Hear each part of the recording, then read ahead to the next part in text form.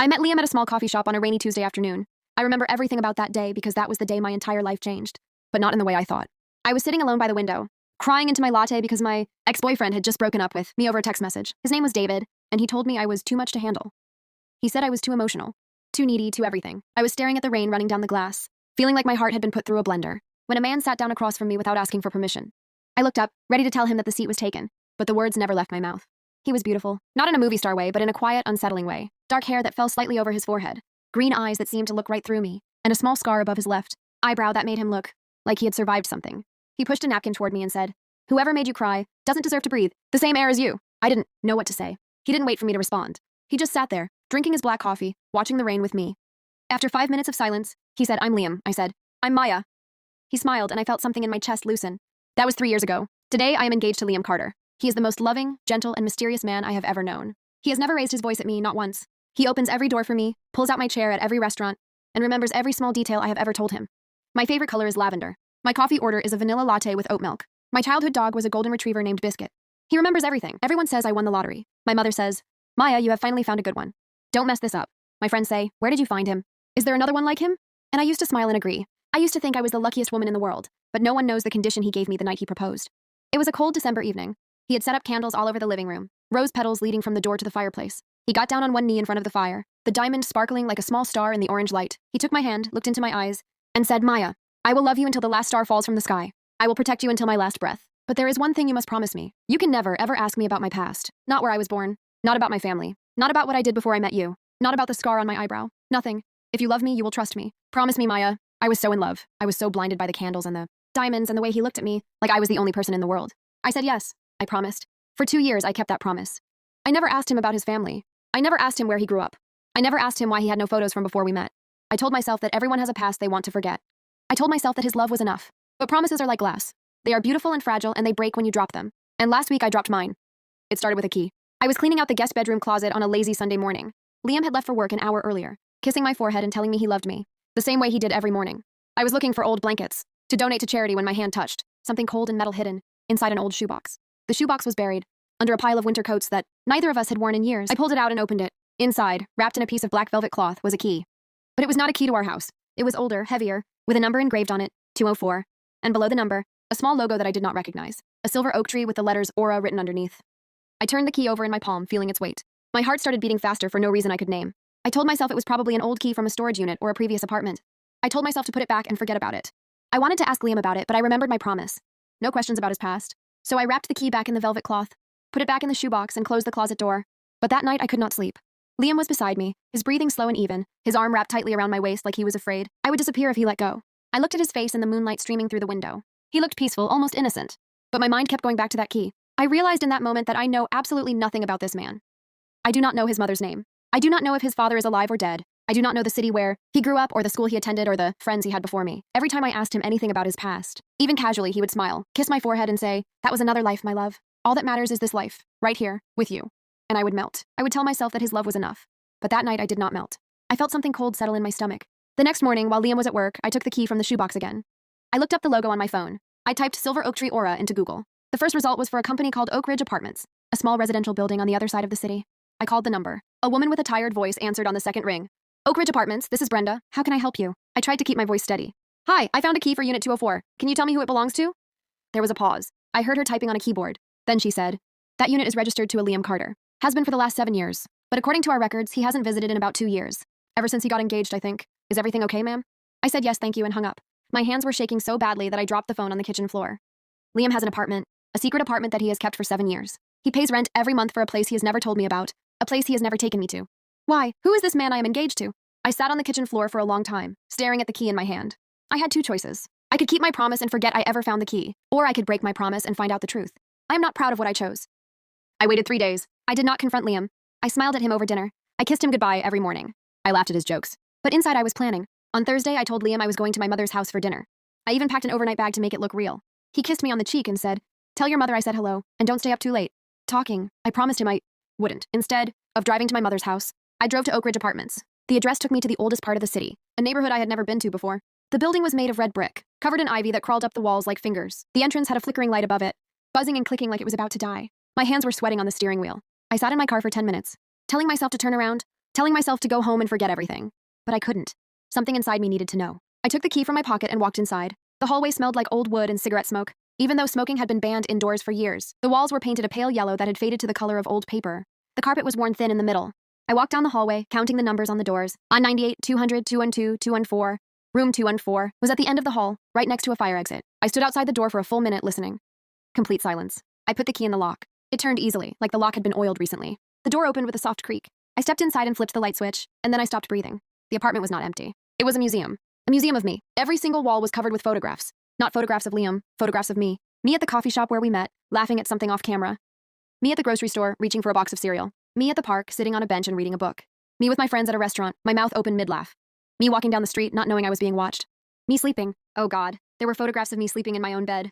In my own bedroom. In the apartment I lived in before I met Liam. The date on one of the photographs was from 4 years ago. I did not know Liam 4 years ago. I did not meet Liam until 3 years ago. That means he was watching me for a full year before he ever sat down across from me at that coffee shop. I took a step backward and hit a desk that I had not noticed before. I turned around. The desk was covered in notebooks. Dozens of them, all labeled with dates. I picked up the one on top. It was labeled Year 1. I opened it. The handwriting was definitely Liam's. Neat and small, almost like a doctor's prescription. But the words inside made no sense. Or rather, they made too much sense. Day 1, I saw her on the bus today. She was wearing a yellow dress. She dropped her book. I picked it up for her. She said thank you and smiled. That smile was for me.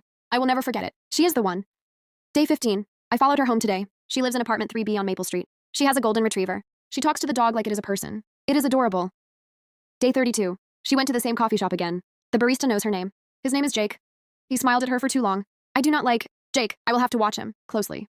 Day 67. She went on a date tonight. A man named David.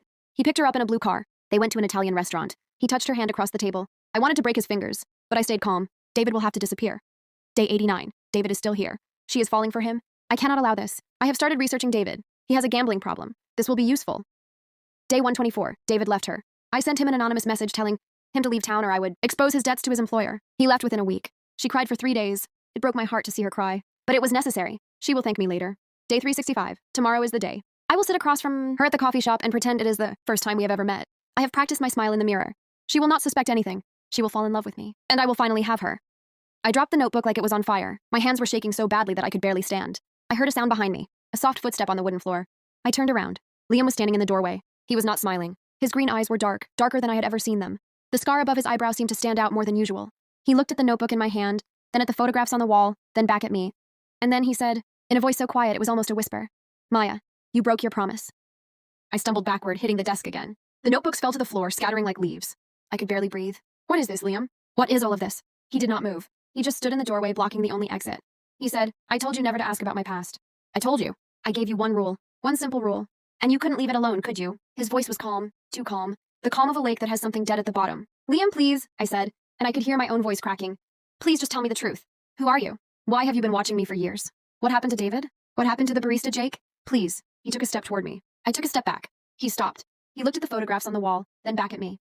And then he smiled. But it was not the smile I had fallen in love with. It was something else. Something hungry. Something patient. You want the truth, Maya? Fine. I will give you the truth. Walked to the desk and picked up one of the notebooks. He flipped through it slowly like he was reading a favorite book. I have been watching you for 7 years. 7 years, Maya. Do you understand what that means? I have seen you at your best and at your worst. I have seen you laugh until you cried. I have seen you cry until you couldn't breathe. I have seen you fall in love with the wrong men. And I have seen those men hurt you. I have always been there. You just didn't know it.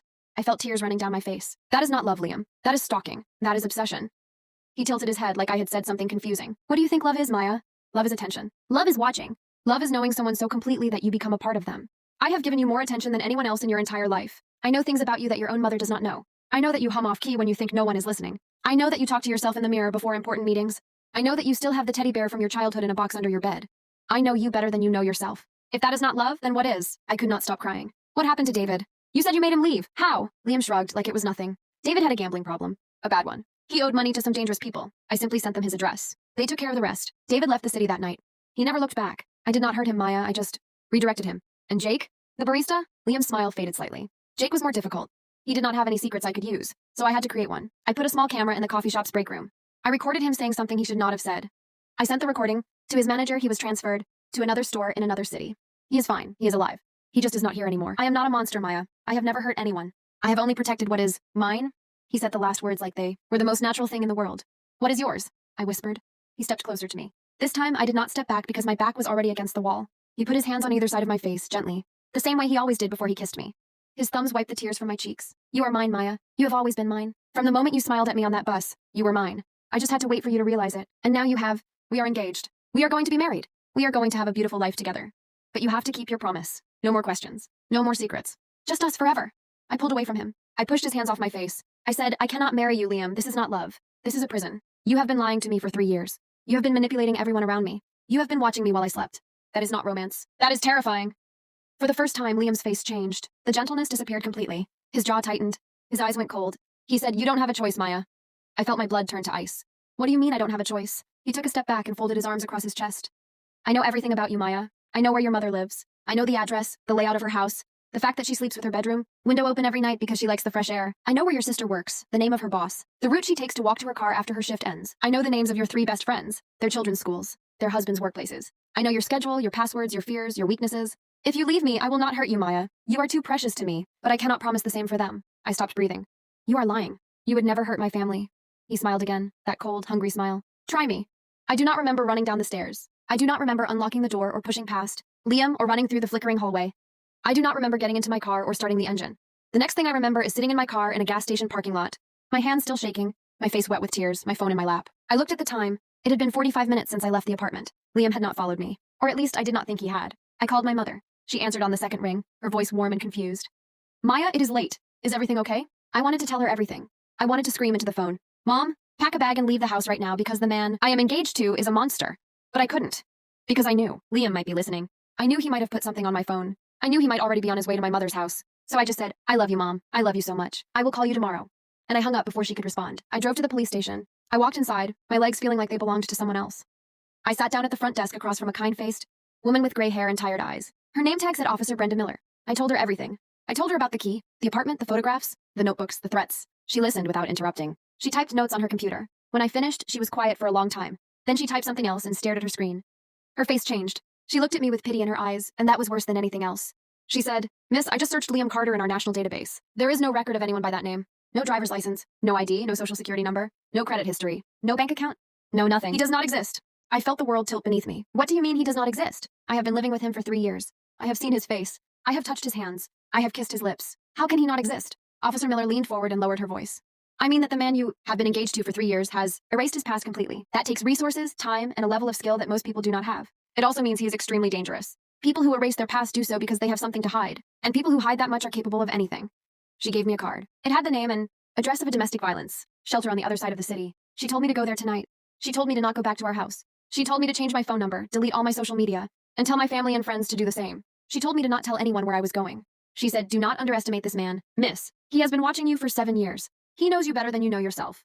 If you want to survive this, you have to become invisible. I did everything she said. That was 6 days ago. I am now living in a small room at the shelter. I share a bathroom with 3 other women, all of whom are running from men like Liam. We do not use our real names here. We do not talk about our pasts. We eat instant noodles and watch the windows and jump at every sound. I have not seen Liam since that night. But yesterday, a flower delivery came to the shelter. For me. A single red rose in a long white box. The card attached said in Liam's neat handwriting, you broke your promise, but I still love you. I will always find you. Sleep well, my love. I am writing this from the shelter bathroom at 3:17 in the morning. I cannot sleep. Every time I close my eyes, I see his face. I hear his voice saying, try me. I do not know how he found me. I do not know how he always finds me. The shelter is supposed to be secret. The address is not listed anywhere. No one is supposed to know I am here. But he knows. He always knows. The light outside the bathroom door just flickered. The shelter has no windows in the hallway. There is no wind. The light should not flicker. I hear footsteps, slow, deliberate, one after another. Getting closer. I have locked the door. But I know locks do not stop him. Nothing stops him. Because Liam Carter is not a man. He is a ghost. And you cannot escape a ghost. A ghost was never really there. And a ghost never leaves. The footsteps have stopped right outside my door. I hear breathing. It is not mine. Then a soft knock. 3 taps. And then his voice, quiet and warm and full of love. The same voice that used to tell me goodnight every evening. I told you, my love. I will always find you. The light goes out. I am alone in the dark. Or maybe I have never been alone.